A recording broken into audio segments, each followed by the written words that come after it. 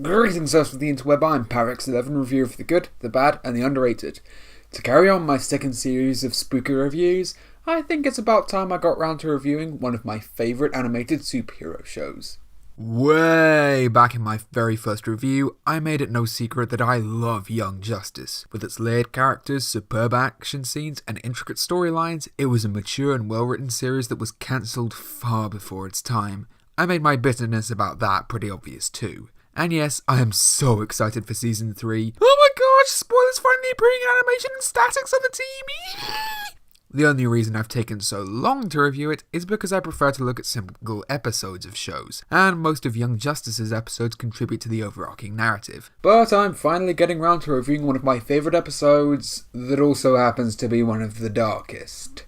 Secrets. Even though Young Justice is usually pretty serious compared to other animated shows, while still keeping a decent sense of fun and humour, this one dives headfirst into darkness and ends up pretty intense. So do you really want to dig up the eerie truth?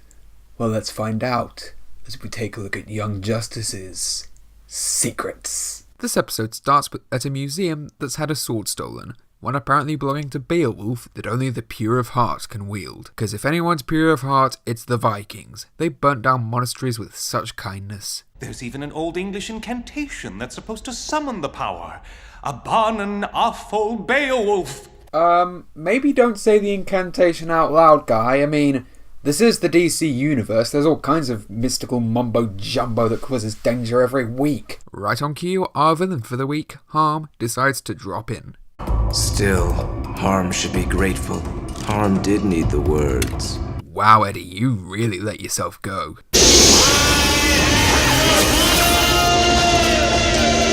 But the legend, only the pure of heart should be able to summon that power. The legend said the heart must be pure. It never said pure good. Wow, are you the villain Harm or Chilled Ham? At Mount Justice, the team are dressing up for Halloween. Wow, for once one of my reviews is timely instead of being way out of date.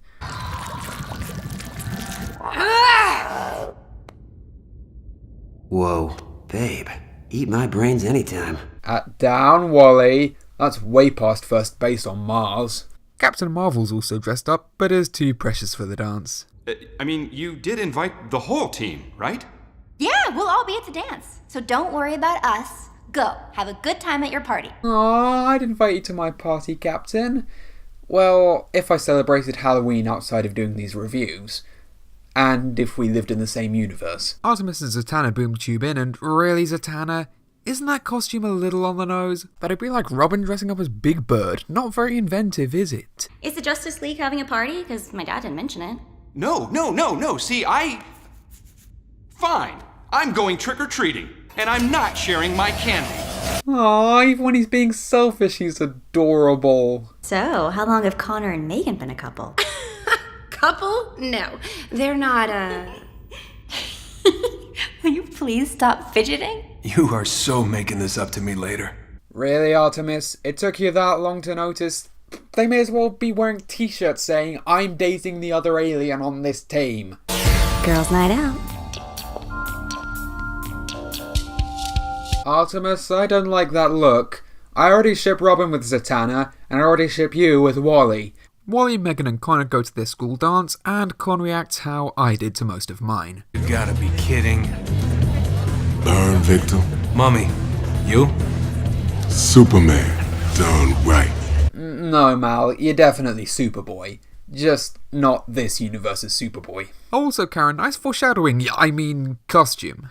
Ignore Marvin. He thinks we're being invaded by Martians. I think you ought to know I'm feeling very depressed. Reports are all over the interwebs. Interwebs? Who'd say that?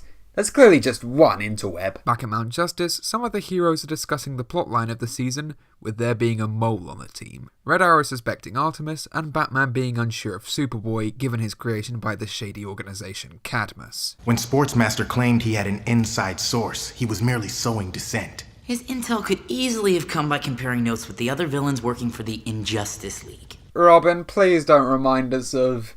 juggling my multiple personalities. Still a better Joker than Jared Leto. Even though the scene is pointless in the grand scheme of the episode, it's a nice little reference to the title since one of the members of the team has a pretty big secret, with some possible foreshadowing. And what about Miss Martian? She is Manhunter's niece, and the first time he met McGann was 5 months ago, when she stowed away on his last trip from Mars to Earth. Knowing Roy's suspicions of the other team members, as well as Batman's theory about Cadmus in the context of the season finale is... But maybe you need to talk about Connor and Megan or whatever. What I need is something to beat up. I think Hulk has better anger management than you, Artemis. Not Bruce Banner, the Hulk. Still, will an evil goth teenage Jesus do? After a beating up random thugs while being stalked by an emo montage.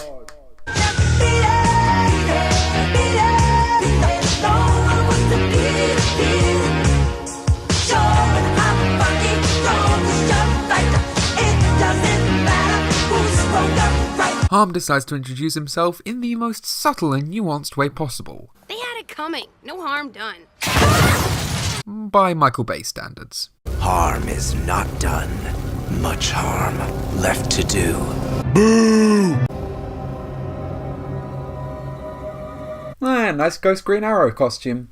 Arrows do not impress. Except for the first 2 arrows. Their ridiculous garb and rudimentary skills. Hello, Mr. Part. You have a missed call from the Kettles. In this fight, it's pretty clear Harm's been practicing and that he's a formidable opponent. Granted, a lot of that probably comes from the sword, but this short fight establishes him pretty well as an intimidating threat. They're led away by the little girl, cause it's either that or face the powerful goth dude. Thanks for the assist, but who are you?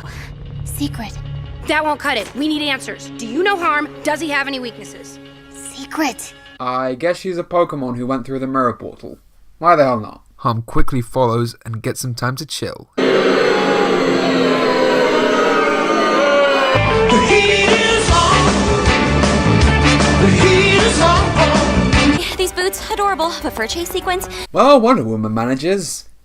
Lord knows how, but she manages. Back at the dance, there's an apparent announcement of a Martian invasion. At least I know the perfect song to play when the power comes back. My life will be forever autumn, 'cause you're not here. However, Connor quickly finds out that it was that Marvin kid playing a prank. I doubt McGann's gonna take kindly to his enforcing offensive Martian stereotypes. Back at the fight, Harm decides to cut to the chase. You want to play without the toys? It tries to bait Harm, leave Harm weak. But Harm has no weakness. Just don't ask Harm to go out in the sunlight. It ruins Harm's complexion. Plus, isn't he cold without his shirt? I don't know about America, but I'd be freezing if I went out shirtless at this time of year. After Artemis gets handed a well-animated curb stomp and Zatanna finds out the sword doesn't like her very much, Secret leads them away. She's gone again. Now what? End of the line. Remember this, it'll become horrifying later. This can be no coincidence. They alight on Harm's very roof. How did they know? Tell Harm, now! It's a trespassing. Harm will call the police. Wait. Harm decides to try out deep-fried heroin, and Secret just watches. You have a pretty cruel sense of humour, don't you, girlie? Secret. Yeah, that's what I thought. Meanwhile, our high school heroes decide to perform a prankception. Wait, which one's the real Marvin? It's Marvzilla! He runs back to the imminent mocking from his peers. Before it was all a prank I pulled. Now it's definitely real. The Martians just killed 2 guys. Which 2 guys? Those 2 guys! Wait, Marvin? Oh, the next few years are not gonna be fun for you, matey. Artemis then comes around, and it's clear that Harm really liked the Dark Knight. Luckily, Secret's there to free Zatanna, who finds a photograph of her and Harm. The pre-emo days. They grew up so fast. Teenage Nash is not too happy to find that his session of the Quiet Game has gone awry as the 3 escape.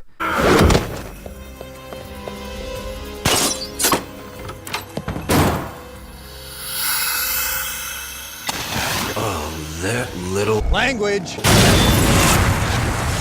In the garden, they find the main crux of this episode's creepiness. Greta Hayes, beloved sister. Child murder! You know, for Canada! A ghost. An actual ghost. Well, you're teaming up with an actual witch, so I don't see how that's so implausible. I'm guessing Artemis hasn't met Deadman either. And in case the implications weren't creepy enough, Greta outright confirms her brother stabbed her. His justification? She was the only thing Harm ever loved. That's why she had to go. Harm's heart had to be pure. Greta had to be cut out, excised like an infection. You know, in a show with a group of supervillains trying to cull humanity's population, Harm just might be the most despicable bad guy. He's so detached and deluded that he thought killing his sister was the right thing. It's just sickening and, magical sword notwithstanding, he's also one of the more realistic villains I've seen in one of these shows. I could almost imagine someone like Harm existing in the real world. Face it, Harm. Your secret's out.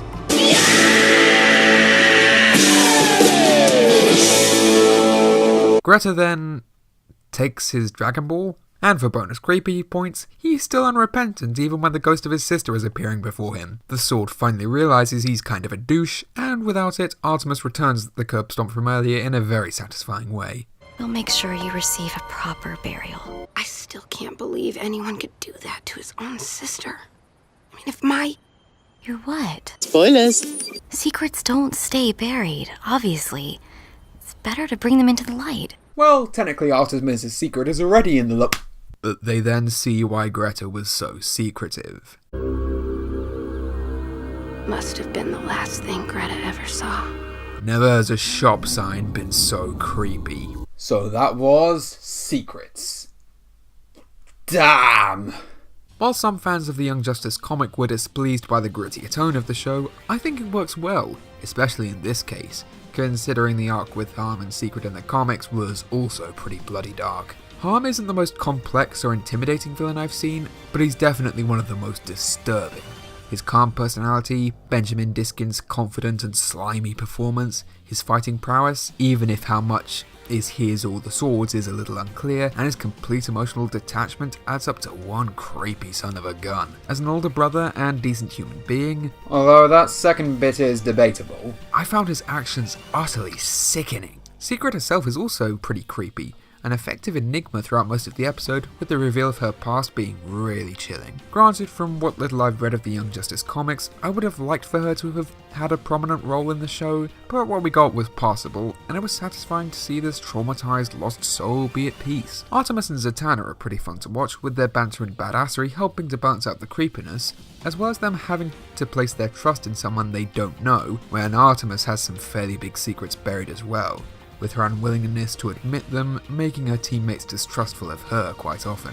While the three team members at the dance doesn't really connect much to the main plot, it does add some levity, and it's kind of entertaining to see them unravel a seemingly dangerous mystery that turns out poses no threat, while the girls' lives depend on them figuring out who Harm and Secret are. On top of that, this episode exhibits the tight, tense writing, superb animation, and great voice acting that made this such a great show, and why I'm eagerly awaiting its return to the airwaves. And hey, Cartoon Network is rerunning old episodes of the original Teen Titans, so maybe DC Animation is finally getting back.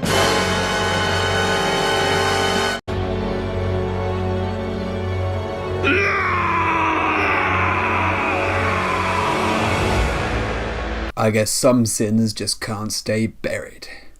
I'm Pyrex11, thank you for watching. And though you fight to stay alive, your body starts to shiver, for no mere mortal can resist.